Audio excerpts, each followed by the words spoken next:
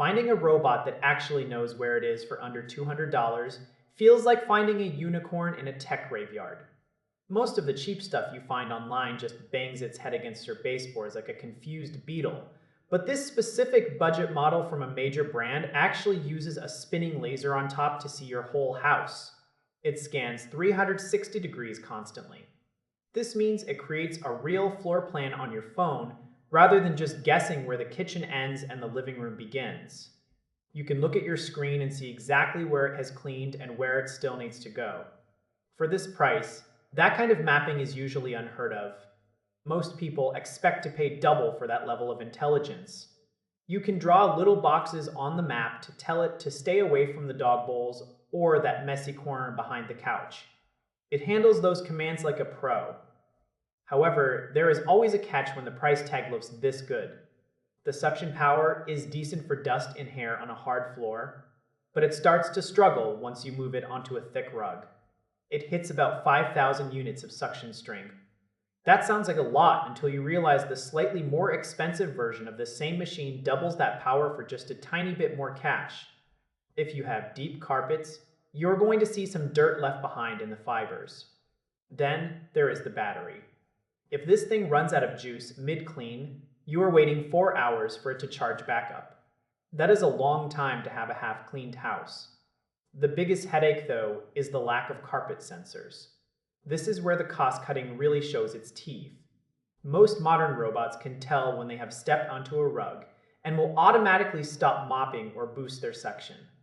This one is completely blind to what is underneath it. If you have the mopping pad attached, it will happily drag a wet cloth right across your favorite area rug without a second thought. You have to go into the app and manually block off every single carpeted area before you let it mop. That is a lot of homework for a device that is supposed to save you time. If you live in a place with mostly tile or laminate, this trade-off might be worth the savings. It even has a quiet mode that is barely a whisper, which is great if you work from home or have nervous pets. But if your home is a sea of wall-to-wall carpeting, this might feel more like a chore than a helper. It really comes down to how much manual labor you are willing to do to keep a cheap machine on the right track. The hardware is solid, but the brains are focused on the map, rather than the texture of the floor. It proves that you can get high-end navigation on a budget, but you might lose some of the automated magic that makes these robots feel truly independent. You have to know your floors before you commit.